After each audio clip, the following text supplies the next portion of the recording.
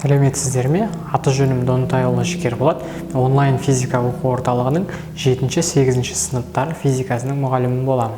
Бүгінгі біздің өтейін деп отырған тақырыбымыз ол ең алғашқы, яғни физика пәніне кіріспе.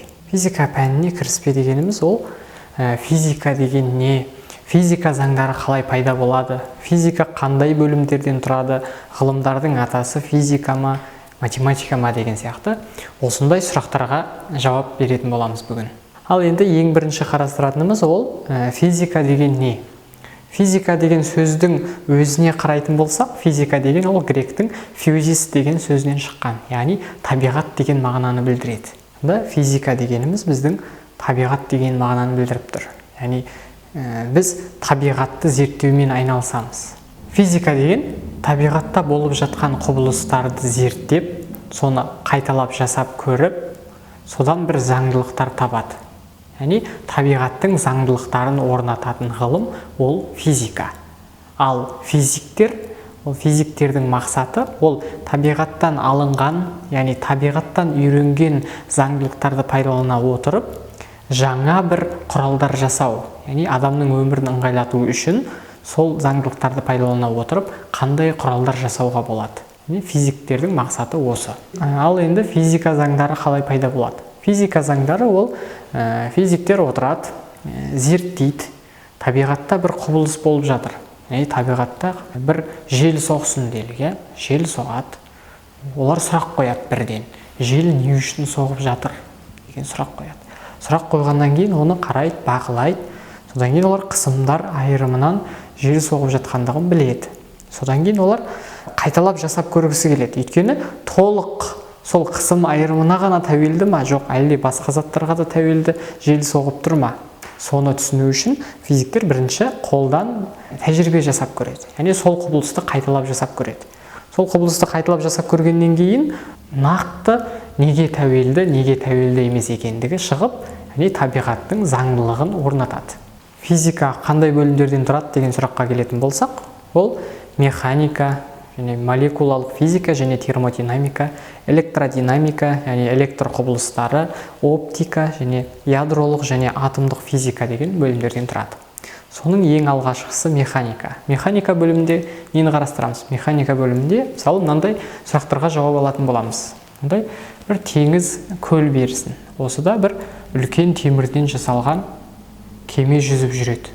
Темірден жасалған ауыр кеме жүзіп жүр. Осы кеме не үшін суға батып кетпейді? Ал жай темірді алып суға қоятын болса, ол батып кетеді. Себебі бұл кемеде толық бүтіндей темірден жасалмаған. Бұның ішінде бір бостық орын бар. Яғни мына жағы ғана темір болса, бұның ортасында бір қуыс, яғни бос орын бар. Соның әсерінен ол суға батпайды. Яғни мына кеменің көлеміне тең судың көлемінің массасы, яғни осындай көлемдегі кеменің массасы аз болады судың массасынан. Осының арқасында ол суға батып кетпей, бетінде жүзіп жүреді. Осы сияқты өте көптеген сұрақтарымызға жауап алатын боламыз. Ал енді молекулалық физика және термодинамика деген бөлімде нені қарастырамыз? Молекулалық физика бөлімінде біз неге 1 литр суды 1 литр спиртке араластырған кезде 2 литрден аз көлемі шығады? Соны қарастырамыз. Себебі 1 литр. Мысалы, мынадай молекулалар берілген. Мынау судың молекулалары болса, ал енді бізге спирттің молекулалары келіп, осы молекулалардың арасына кіріп кетеді. Арасына кіріп кеткен кезде көлеміміз біз ойлағандай көп болмайды. Яғни біз бір жәшіктің ішіне алмаларды салып шықсақ, алмалар бір-біріне тиіп тұрады, орталарында бірақ қуыс орындар болады. Дәл сол қуыс орындардың арасына, мысалы, жүзім деген сияқты кішігірім жемістер сыйып кетеді. Дәл сол сияқты 1 литр сумен 1 литр спирт араластырған кезде 2 литрден аз болып шығатыны содан. Яғни біз осыдан молекулалардың бар екендігін осы арқылы біле аламыз. Ал енді термодинамика деген бөлімде нені қарастырамыз? Жылулық эффекттер. Яғни біздің күнделікті көріп жүрген көліктердің моторы, яғни іштен жану қозғалтқыштары қалай жұмыс істейді деген сияқты көптеген жылуға қатысты сұрақтарымызға жауап алатын боламыз. Ал енді электродинамика, яғни электр құбылыстарында біз нені білеміз? Үйде көріп жүрген жарық жанады, яғни сол ненің әсерінен жанады? Біз тоқты, яғни электр тоғын қалай өндіреміз?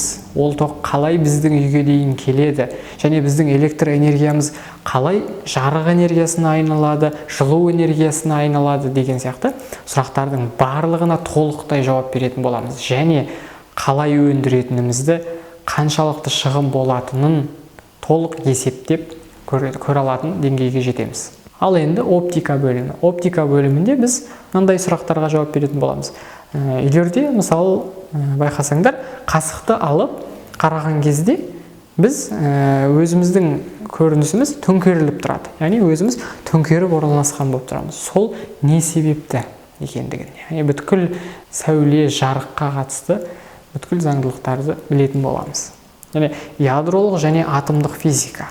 Яғни заттардың атомдары, ядролық реакциялар, яғни атом электр станцияларынан қалай энергия өндіріліп жатыр деген сұрақтардың бәрі бізге құпия болмайды. Яғни біз оның барлығын курстың аяғында білетін боламыз. Және жай ғана біліп қана қоймай, оның есептерін қалай шығаруға болады, және қалай есептеуге болады деген сұрақтың барлығына жауап береміз. Ал енді ғылымдардың атасы физика ма, әлде математика ма деген сұраққа келетін болсақ, оған жай былай көзбен қарауға болады. Физиктер математикасыз да физика болды басында. Математикасыз да физика болды. Өйткені физика дегеніміз ол табиғат. Яғни табиғатты зерттеп, оның заңдылығын анықтайды физика, иә? Яғни біз математиканың көмегінсіз де табиғаттың заңдылығын анықтадық және оның түсін алдық. Енді оны біреуге жеткізу керек болды. Бүткіл адамға жеткізу үшін бізде ең бір қарапайым тілмен түсіндіру керек болды. Бәріне түсінікті болатын. Мысалы, бір ғалым зерттеді, ол табиғаттың бүткіл заңдылығын айтып беретін болса, екінші адамға ол өте ұзақ айтады. Мысалы, бір жерге тартылу күшін қарастыра салайық. Жерге тартылу күші mg.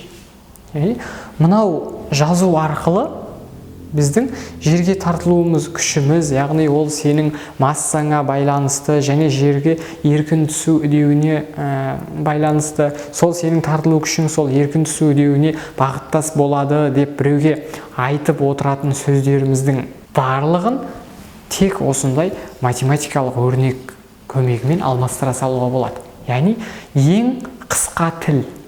Яғни біздің бүткіл заңдылықтардың барлығын бір ең оңай жеңіл тілге келтіріп аламыз. Бұл жай қарапайым тіл ғана емес айтылатын.